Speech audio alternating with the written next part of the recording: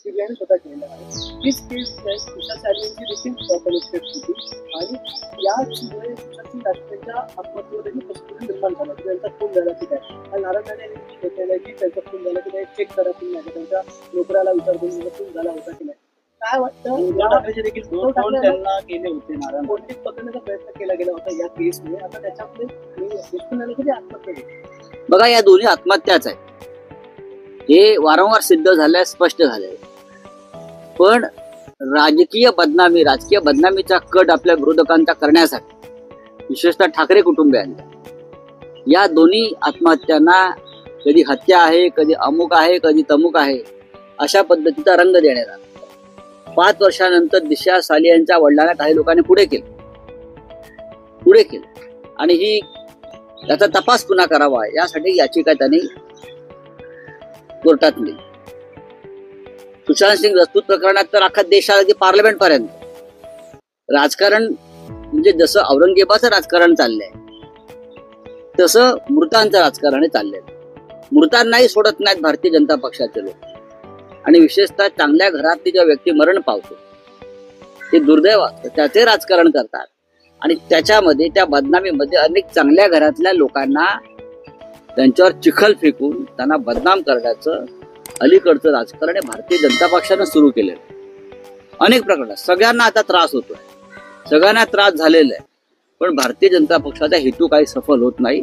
आमच्यासारखे लोक, ठाकरे परिवारासारखे लोक, अनिल परमान सारखे लोक ठामपणे खंबीरपणे लढत उभे आहेत. लेकिन सर कल की त्यामुळे त्यांनी पुन्हा एकदा 2 संभाषणं सांगितली, 2 कॉल केले होते उद्धव ठाकरे यांनी आणि ते कॉल मध्ये संभाषण देखील झालं की आदित्य ठाकरे यांचं नाव देशामध्ये घेत जाऊ नका, त्याचं काही नाव टाळायचा प्रयत्न करायचा. 2 वेळा उद्धव ठाकरेंनी माझं या विषयावरती माननीय उद्धव ठाकरे यांच्याशी चर्चा झाली. असं काही घडल्याचं किंवा काय उद्धव ठाकरे साहेबांनी आता पूर्णपणे इन्कार केला. असा कोणताही फोन या संदर्भात नारायण राणे यांना झालेला नाही आणि हे संभाषण झालेलं नाही. मिलिंद नार्वेकर यांच्याशी माझं बोलणं झालं. ते म्हटले मी कधी कोणाला फोन लावून दिला नाही.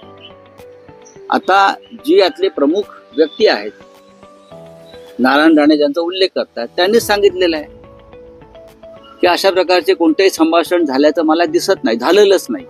किंवा नारायण राणे हे कशाच्या आधारावरती अशा प्रकारची वक्तव्य करतायत इतक्या वर्षानंतर ते समजून घेणं गरजेचं आहे. काय त्यांना त्यांची प्रकृती बरी नाहीये का, तर त्यांच्यावरती थोडंसं पाहावं लागेल. कारण 70 पार केली आहे आणि आम्हाला त्यांच्या प्रकृतीची चिंता वाटते. पण माननीय उद्धव ठाकरे आणि मिलिंद नार्वेकर जे आता सध्या आमदार आहेत त्यांनी स्पष्ट शब्दात सांगितलेलं आहे की अशा प्रकारची कोणतेही संभाषण फोनवर झालेलं नाही. किंबहुना नारायण राणे यांना जेव्हा अटक केली, त्यांनी जेव्हा मुख्यमंत्र्यांवरती जे भाष्य केलं त्यानंतर त्यांना जी अटक केली तर त्यांच्यासाठी त्यांच्या कुटुंबातून फोन आले होते उद्धव साहेबांना, जरा सांभाळून घ्या, त्यांची प्रकृती बरी नाही, त्यांना काही विकार आणि त्रास आहेत. आणि त्यानंतर संध्याकाळी उद्धव साहेबांनी त्यांना पोलिसांना सूचना देऊन त्यांना सुटका करायला आला. केंद्रातून फोन आले, अमित शहाचा फोन आला होता उद्धव ठाकरे साहेबांना त्यासाठी किंवा हमारे केंद्रीय मंत्री हे जरा संभाल केले ना. त्यांच्या कुटुंबियांचे फोन होते राणेंच्या. आता ह्या गोष्टी काढायच्या असतात का, पण तुम्ही काढल्यामुळे हे आम्हाला सांगावं लागतं. हे दुर्दैव आहे या महाराष्ट्रात. व्यक्तिगत चर्चा सुद्धा अशा प्रकारे खोटा मुलामा देऊन बाहेर काढल्या जातात 5 वर्षांनी 10 वर्षांनी. मग असं काढायला गेलो आपण तर प्रत्येकाचंच काही ना काहीतरी संबंध कुठेतरी असतात, चर्चा घडत असतात. महाराष्ट्रामध्ये असं वातावरण कधीच नव्हतं. राजकीय विरोधक आणि सत्ताधारी यांच्यामध्ये एक संवाद कायम होता आणि कोणतीही कारवाई ही कुटुंबापर्यंत जात नव्हती किंवा कुटुंबाची बदनामी होत नव्हती.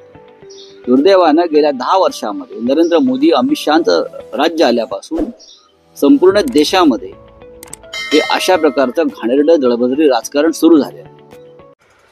नवीन घडामोडी पाहण्यासाठी आजच आम्ही मुंबईकर 24 तासला लाईक करा, सबस्क्राईब करा आणि अपडेट रहा.